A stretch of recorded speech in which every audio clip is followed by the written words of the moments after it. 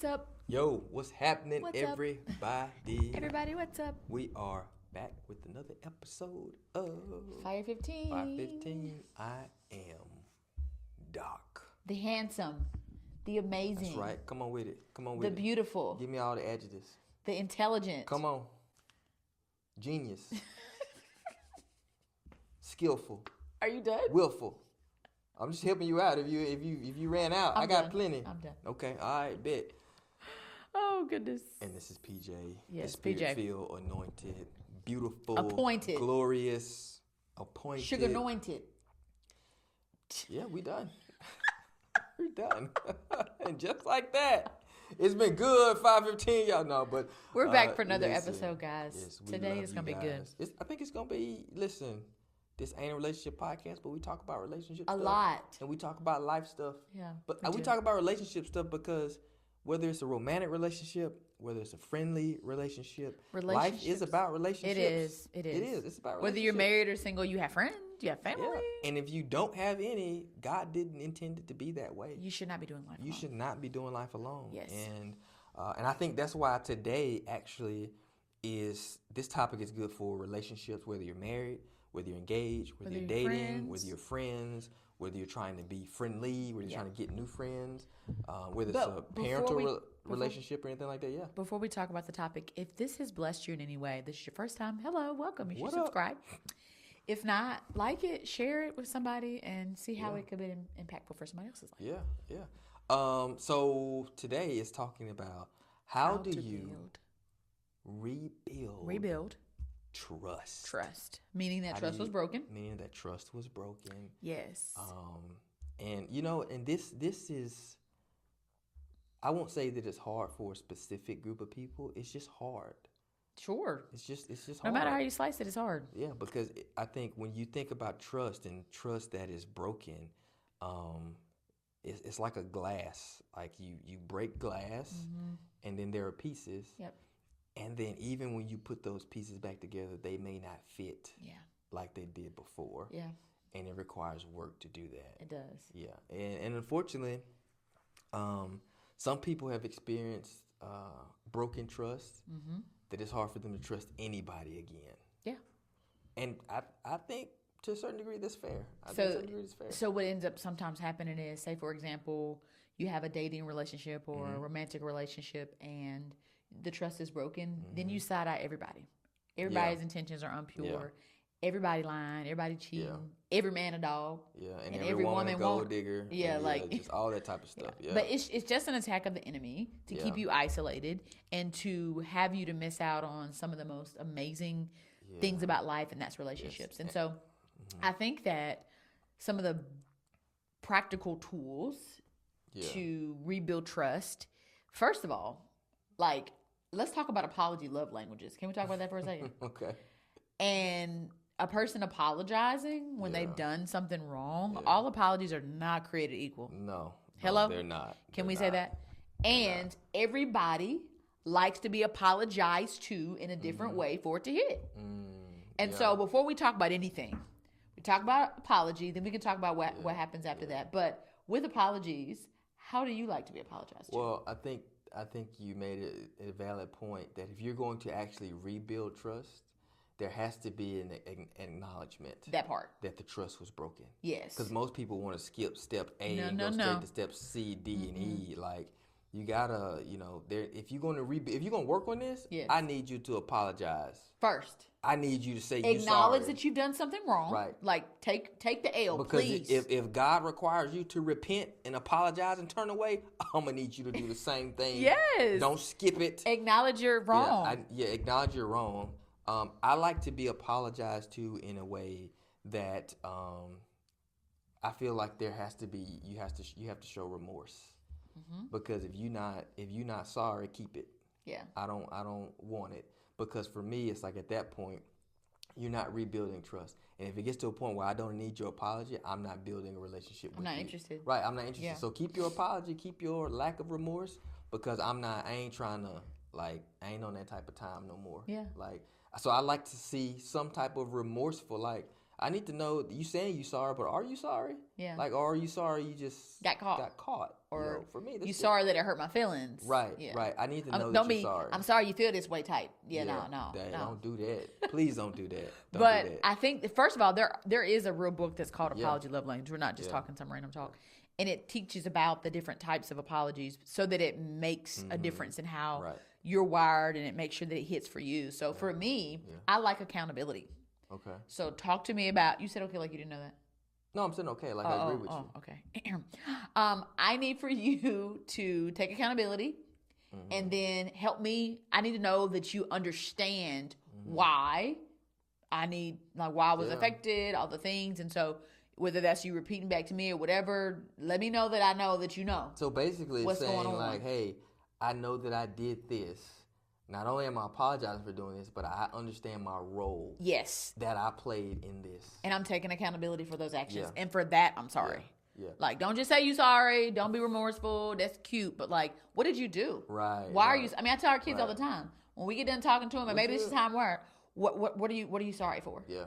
If not, you can be a repeat offender. Yeah. And I think being accountable shows that you're at least willing to put your pride aside. Yeah.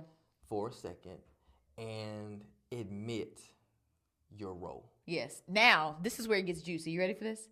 I know there's people being like, he say he's sorry, she say she's sorry, this, that, and the third. They can be remorseful, and then they do the same thing again. So it don't matter. Apology, love language is not important. Woo woo wop. I don't care how sorry you are. I don't care how many times you repeat what you did. I don't care how intentional you are with your apology. You lying. I don't trust you, and that's why I don't trust people.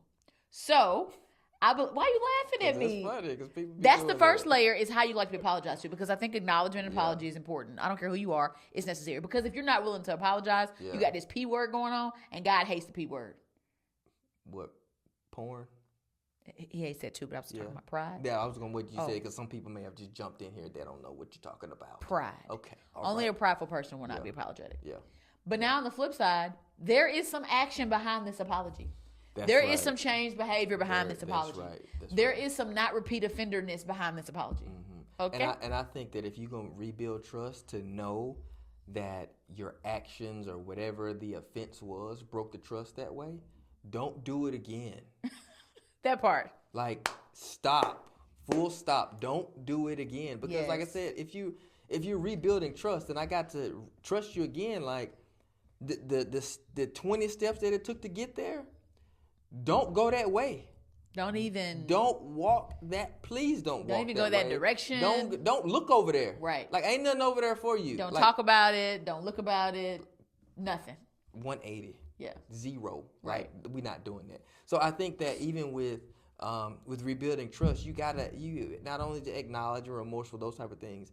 Don't do that anymore. Like, just don't, because I don't think people can really understand the magnitude of the repeat, that I'm having to go through this again and again. And the little healing that I had started to lean into, if you think about a wound and think about the scab that begins to come over, and then to re-injure that same part can rip it right back off, and here comes the blood. Because what happens is people say, man, if you hit me on my arm and you keep hitting me on my arm, eventually I'm going to move my arm.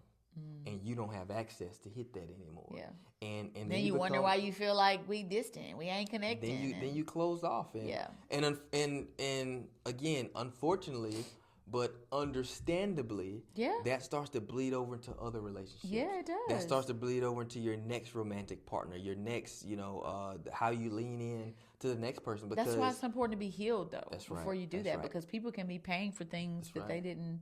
Yeah, they're paying the tax on things that they never even had anything to do with. They getting tariffed. Right. They got the tariffs on them.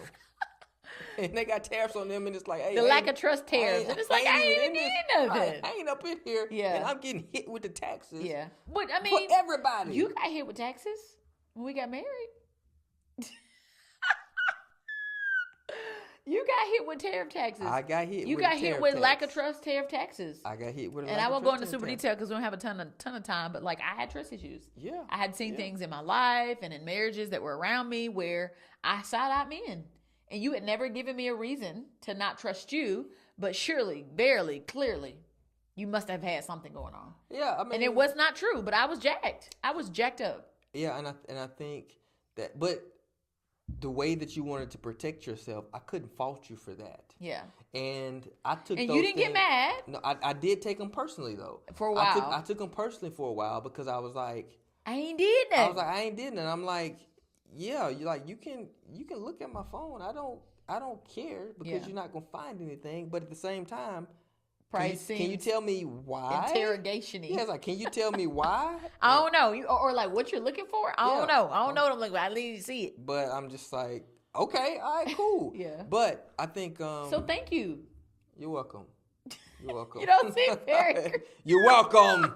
Shoot. You're welcome. But that wasn't your fault. Yeah. And I'm not saying that was right. Yeah. It's just where I was. Yeah. But you were gracious to kind of walk with me through the healing journey of trust. Yeah. Now, I think that's one thing, to come in with a situation. Right. I ain't did nothing, and you having to heal the hurts. But that's what marriage is. It's a healing tool sometimes. Because on the flip side, there are things that I brought you brought in that I never did, and so I think that's but we had to be willing to do that. That's right. However, sorry to get off task. No, you good. Back to the situation where it is something happened with that person. I think. Right. You ready for this? Okay, come on. I think when trust is broken in a situation, a relationship, this, that, and the third, absent of something egregious like astronomical, like billboard type shenanigans, whatever it requires, whatever the offendee, is that right? Offendee. Whatever the offendee needs. Offendee, yes. Whatever the offendee needs to feel back okay with the person that has harmed them or the offender. I think that's necessary. We've talked to couples that have kind of breached trust with different things, and it's just like, hey, if she needs, hey, I'm on my way home, every day for the next 3 years. Like, you may think it's excessive, but unfortunately, you don't get to dictate how that person comes back to healing. Now, they can't keep stabbing the wound. They can't keep bringing it up. That's why I don't trust you. Right. Listen, are you trying to heal, or are you just going out here be because be I think the things that you require as the offendee, Yeah. right? If you require something and you're giving it to me, right? I have to then take that and be responsible with it. Yes. And that responsibility looks like taking this, be mature, dealing with it from my lens. You see what I'm saying? It's like now you have access to that person's Facebook, right? Yeah. Now what you gonna do with it and heal on the inside of yourself? Does that make sense? But let it, to your point, let it be steps toward healing. Let it be steps toward healing. If I'm just healing. getting your stuff and I'm still feeling the same type of way, this isn't helping. It ain't helping. This Get isn't to the helping. root. Decide that you want to move forward. Yes. Like, you can't just ask for a whole bunch of stuff and say you want to be there, but you're still miserable because you seeing that these efforts that are clearly showing that there's nothing happening. Is it building that trust back? Or have you you're so hurt that you're not even willing to be, and it's a vulnerable place. It is a vulnerable to lean place. back in after you've been hurt. But are you willing to lean back in, ask for some things that may help rebuild it, but try to allow reconciliation and healing and forgiveness to take place? If not, it's a waste. If not, you delaying the inevitable. Yeah. And it's like, okay, we're working to rebuild trust. I'm giving you this thing. You ready for this? After a while, it shouldn't look the same way that I'm giving it to you. It shouldn't look the same way. Now that you got all my passwords and all this type of stuff, and I still see the same stuff that's going on with you, when you gonna deal with that? That's right. That's why I mean there's an exchange. You got to be responsible, because I can't give you something that you're asking for. I can't change it for you. Right. I'm doing my part. You have to do yours. So I think a lot of times in rebuilding trust, it stays at that place. Whatever I need, you got to give it to me to rebuild trust. No, you got to do something with that now. Yes. You have to do something with it. And I think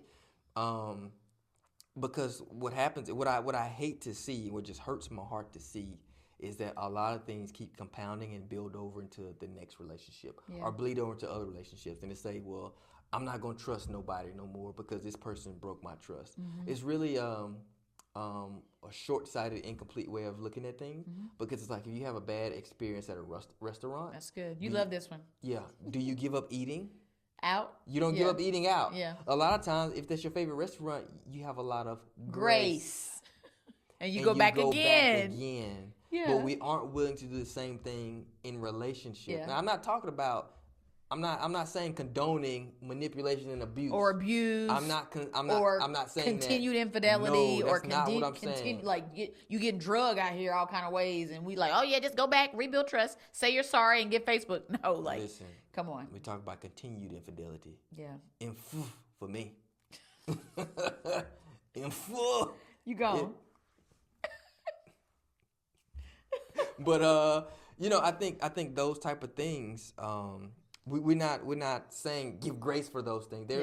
Listen, let the Lord give you grace for whatever situation you're in. Give you wisdom. But I'm saying it's unfair for life to be done with people, for those things to bleed over, because you may be robbing yourself of the richest relationship. You definitely are. That you may not be seeing. And the enemy's loving that.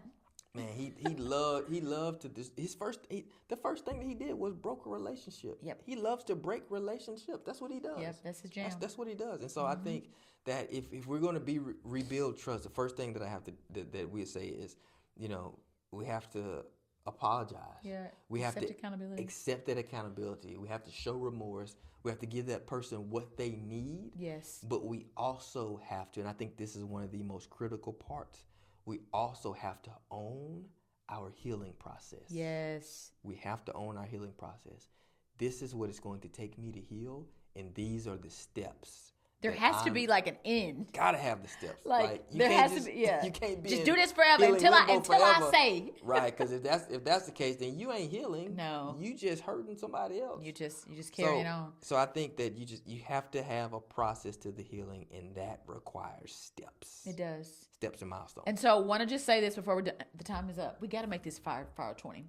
We're not condoning, supporting, or encouraging continued acts of ungodly abuse, toxic relationships, nope. Anything that doesn't honor God. And if whether or not it's a forgivable offense that leads between you and God, there's scripture that outlines things that are forgivable or not as it pertains to marriage or whatever. But this is any relationship. This is marriage, dating.